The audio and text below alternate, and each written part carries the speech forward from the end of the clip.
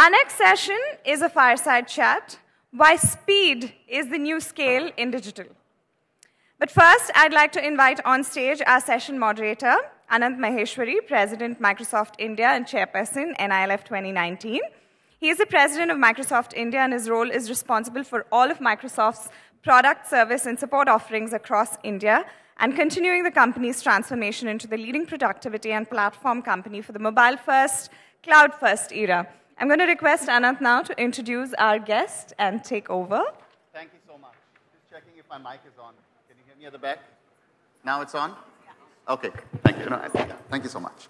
So it's been a fantastic day. I was here up earlier in the day talking about all the changes that are happening around us, and it's awesome to have our next speaker, I have the honor of having the fireside chat with him to truly talk through all the opportunities that we are seeing disrupting around.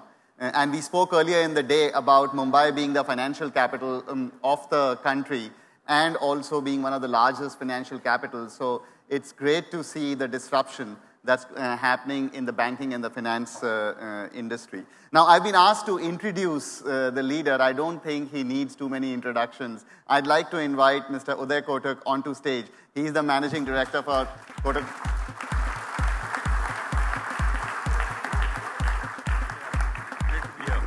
Please. As all of you know, he's had multiple roles in India, both as the leader of the company that he runs, the financial institution, as well as in the public space. So Uday, without wasting too much time, earlier in the day we talked about every company is a digital company today, is a tech company today.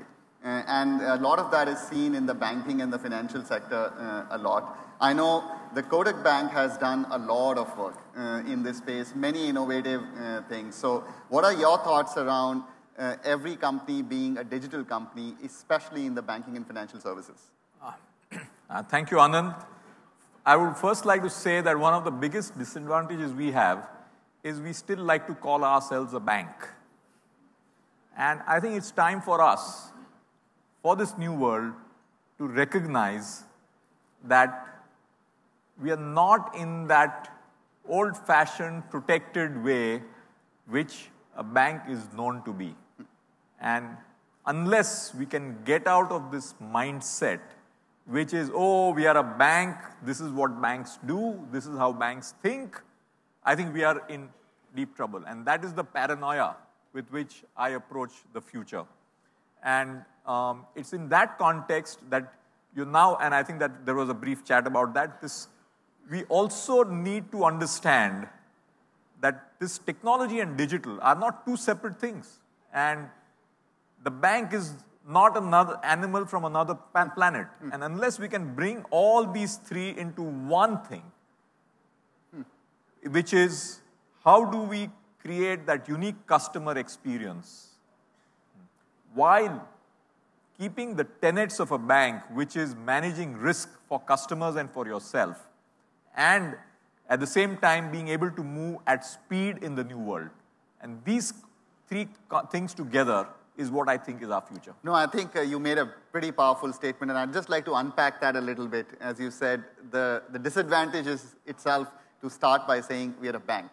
Now, part of it is leading with innovation that you have seen yourself, but part of it is also the environment with a lot of the startup community coming in and challenging different parts of the ecosystem. How are both of those playing in this as you see this trend line? You know, for me, the moment of truth really was November 8, 2016. Some of you may be familiar with that date. That's the day when we got shaken up to realize that a relatively unknown name became India's best known name in less than a week. And that's the speed at which change happened. And it shook us certainly out of our slumber. And that really got us cracking, and in less than 3.5 months thereafter, we came out with a product which again was linked to November 8th, which is 811, which enabled customers to open a bank account in 3 minutes. And we felt that we had to move at speed and at scale. And that was a defining moment for us. And it's like when you start seriously worrying about the fact that you could be out of business, that's the time you really move at speed and scale. And I believe that that kind of a feeling is something which we need to live with all the way. And there is another emotion which is something, again, I've shared at the same time, is along with the speed of change, which is what we are talking about, Anant, I also wonder, when I go to sleep at night, will I have a bank next morning? Which is the other part of the same thing. Is my customers' money safe? I'm making all these changes. We are doing all this. We are moving at great speed. We need to be customer-centric.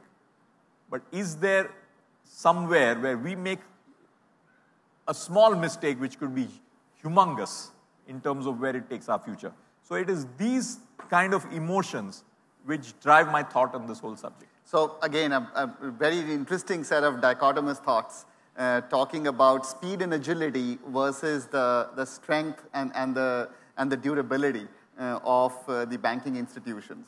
You also balanced risk and return in the whole process, because there is the risk of not just security, which could be a breach, but you even went as far as saying, will I have a bank tomorrow morning? Now, when you compete with players who may not have those kind of paradigms, how does that come through, especially in an economy like ours, where even the customer base is so widespread? Yeah, and I think that's where one of the challenges is customer behavior. And maybe the newer generation and the younger customers are more comfortable with their monies being in what may be perceived as a higher risk environment in terms of where they put their money. Because many of those customers may not have gone through experiences of what it means losing money. And the second part of this whole equation is that some of the younger generation is still, while it has not gone through the cycle, we are also seeing one other paradigm. And as a banker, that is important. And I see many faces here on that, which is, fortunately still, large parts of money are with people who are a little older. So they still remember the fact that you can lose money. So, and this new generation also needs to recognize that speed is important, but you also got to balance it with how safe is your money. The customer experience is not about just convenience, but it is also about long-term, how safe it is. And it is here that the whole financial services industry is going through different segments. One is the payment segment, second is the storage segment, and third is the lending segment. Okay? So when you think about these three segments, I think bulk of change is happening in the payment segment, not as much on the storage, on the liability side, or on the lending on the asset side at the same speed. And payments is a space where I think banks actually are behind the curve. So just digressing a little bit, if you really look at fintech, you're saying it's really in the payments space. Should we expect more such disruptions in the other two sides of the equation? I think yes, except that is where we are really trying to figure out how AI will work for a player in the payment space to be able to have enough ability and intelligence and smart modeling to be able to penetrate the other two segments, which is the storage on the liability side and on the asset side, based on modeling, being able to give much faster response to lending. But one of the things I've learned over years is whatever model you do on the lending side, model has assumptions. And however smart the AI, there will always be some assumptions which will go wrong.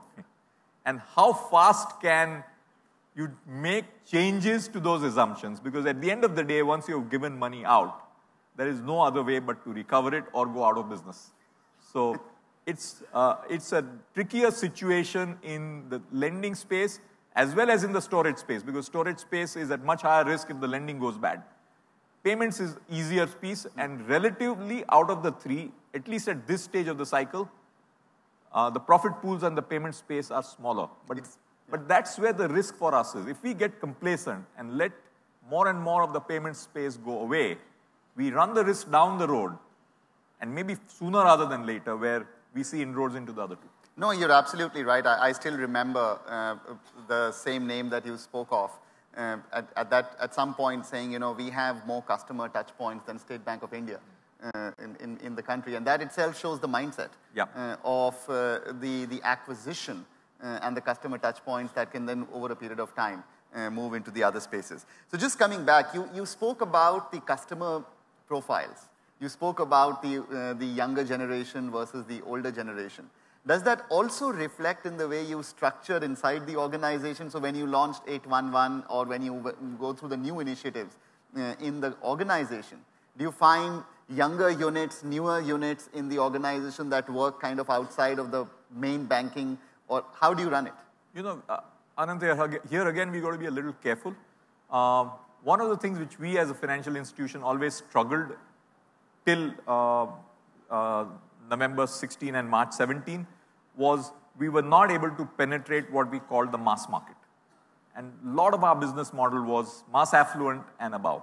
And we were really desperate to see how we could make an entry into the mass market. And the reason for that is, in the digital era, what starts as a mass market product moves up the curve at great speed.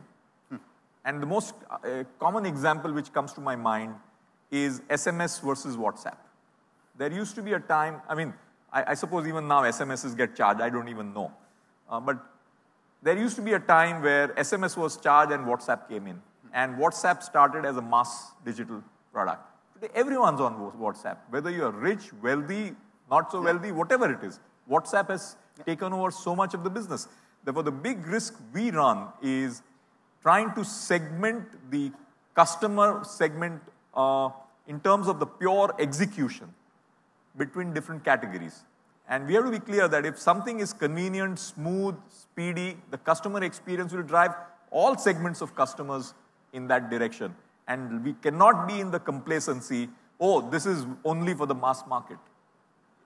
The new players can quickly move up the curve and get a much broader segment.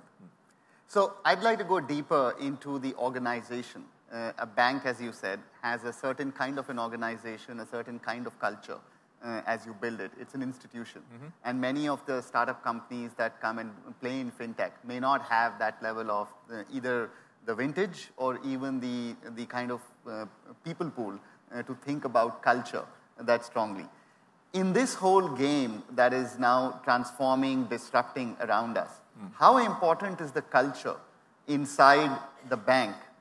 Because as Peter Drucker famously said, culture eats strategy for breakfast. I'd love to hear your views on that. You know, one is you create a certain basic DNA of principles, values. This is how we are and who we are.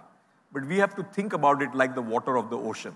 The ocean keeps on getting replenished by different sets of waters. How well is the water of the ocean constantly getting recycled?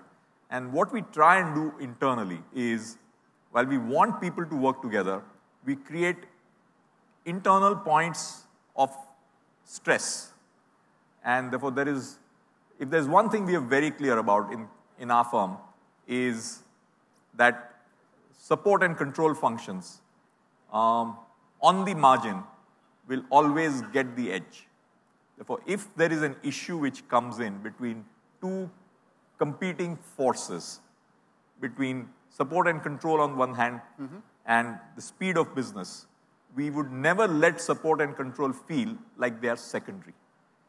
And this is about risk management. You therefore create a healthy tension between these two categories. And over time, you also let the support and control functions realize that if they're going overboard, we may not have a business.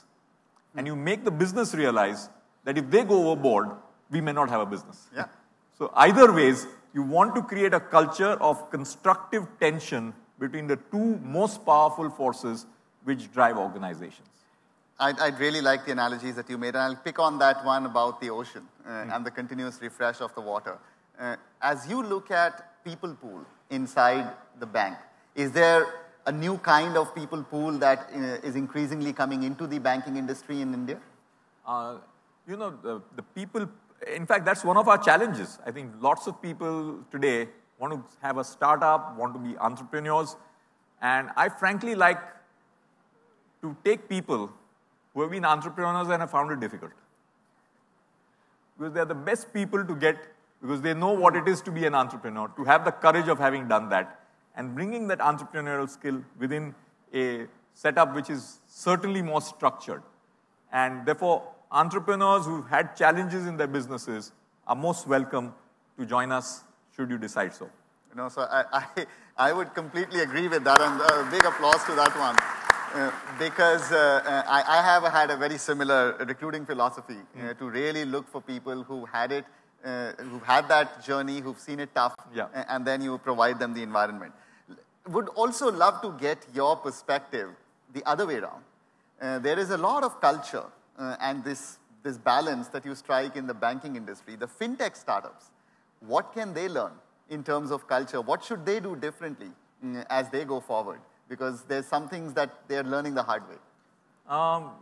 If you look at the ratio of success, first get into a mindset that your probability of success is 1 out of 100. Okay? And assume that you will be in the 99. And with that philosophy that you're going to war with death has a very high probability is a good way to start. And then if you live, wow. Yep. No, fantastic. So let me shift gears a little bit. You spoke about speed and agility. You spoke about changing culture. You said, I even question why we call ourselves a bank. But the regulation and policies which will classify you as a bank, will classify you as a critical institution that is critical for the country, and therefore will have to move regulatory frameworks in a way that may not allow that speed and agility or may aid that speed and agility amongst the competitive set. So points of view that you would have around that, because this is a very hot topic continuously. You know, I think at some level being a bank is also a natural positioning for trust, okay? And I'm sure there are many startups here, but I believe that if you look at the level of leverage which a bank runs, and at an average, for a banking business to be having a business model, debt equity ratios are at least 10:1, okay? Banking is one of those most unique animals, which is a high-risk business, but perceived to be safe, okay? When you levered at 10:1 or higher, and people perceive the bank name to be anonymous, to be synonymous with safety, you have a contradiction in terms, okay? And therefore, at the levels of leverage we run, we have no choice but to ensure that we manage our risks well. And then you have this whole transforming situation out there. Therefore, it's like a classic case of a clutch and an accelerator playing at the same time with the need for a break once in a while. And you just got to make sure that you play these different pieces of an orchestra extremely well. But having said that, if you ask me if a Google or a Facebook ever decided to be a bank, we have trouble. No, I think it's a phenomenal situation in the world today where industry borders are just getting broken down. Yeah, but you know, Google and Facebook don't want to be as regulated as we are. No, so I definitely believe that I think the kind of regulatory coverage that we have in the traditional models actually leaves many out of the ambit, which is what regulators are also struggling with. As we look at it around the world, you look at car sharing as a ride-sharing industry and how it came in and really battled with the regulators because it wasn't defined in a certain way. So just taking that forward, the whole regulatory side which is external, let's bring it into governance internally. You of course lead the bank, but you're also in many other governance boards across the industry and beyond the industry. how do you see governance changing? And what are the parameters in which governance needs to move in this age of digital disruption? You know, the question which comes to my mind is the speed at which change is happening in the digital world versus the speed at which change happens in a boardroom, okay? Is two very different engines working at the same time.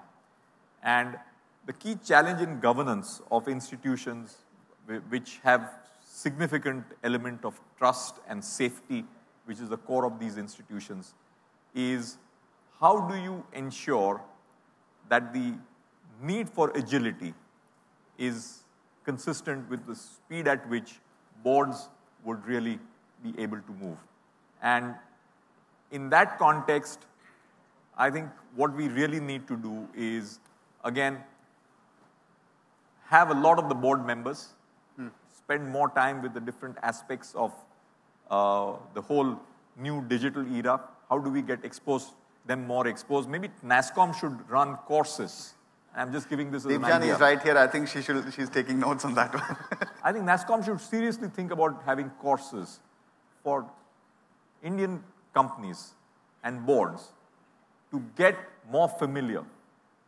And maybe you can come and make presentations to boards and boardrooms, and maybe once a year, refresher, maybe half a day or something, to dramatically transform and edge up the perspective of boards to be more real to what's happening in this world. And there is no better way of changing the board mindset than an external perspective from what are truly independent bodies.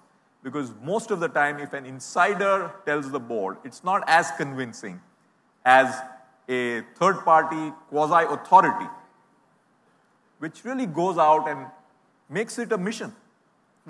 And should you decide something like this, I think there will be a lot of customers who would be willing to do it, and don't restrict it only to your technology industry, please. Also give it to old-fashioned businesses called banks. Okay, so with that, since, and I know the answer to the next question, but I'm still going to ask it. Your advice to the IT industry in India in terms of how we can support more broadly the transformation that you're driving? 2 points. First of all, and this is about IT industry globally, because a lot of the stuff is with global guys. First point is, it's too costly.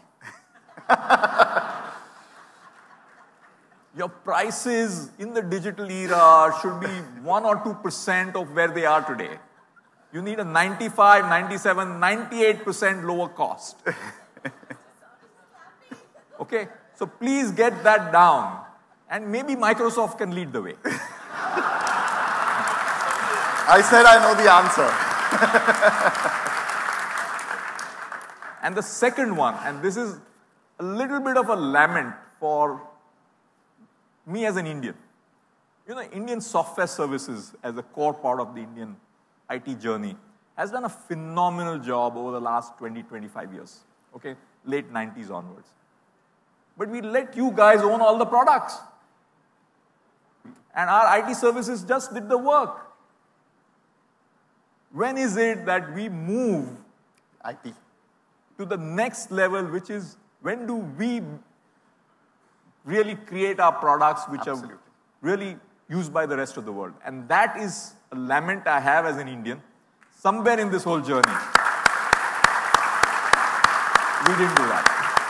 No, it's such a theme that's been running. We were just with Mr. Sani in a roundtable with the IT secretaries of the government. And exactly the same point Ajay also mentioned in that conversation, that we use a lot, when do we create, as the IT industry in India. And I think, I truly believe personally to that point, that artificial intelligence is one era where we can truly lead, especially given that it is about analytics, big data, and cloud. The analytics and big data are the real differentiators in creating intellectual property in the world of AI. And if you look around this room and if you look around the country, there is so much capability around analytics and big data in India. So I truly believe that's the one area where intellectual property will really come from 3 countries in the world at this point, as has been imagined, and India is one of the 3. So definitely I take that point, and I take the first point too, completely. So with that, I think we've come to the end of time, more broadly, but I know very rarely do people get a chance to ask you a question here. If you're okay, we'll just quickly turn around to the audience and see if there's any comment, reaction, question that you may have. I see one hand up there. Please do introduce yourself and then ask the question. I think there's one hand up there.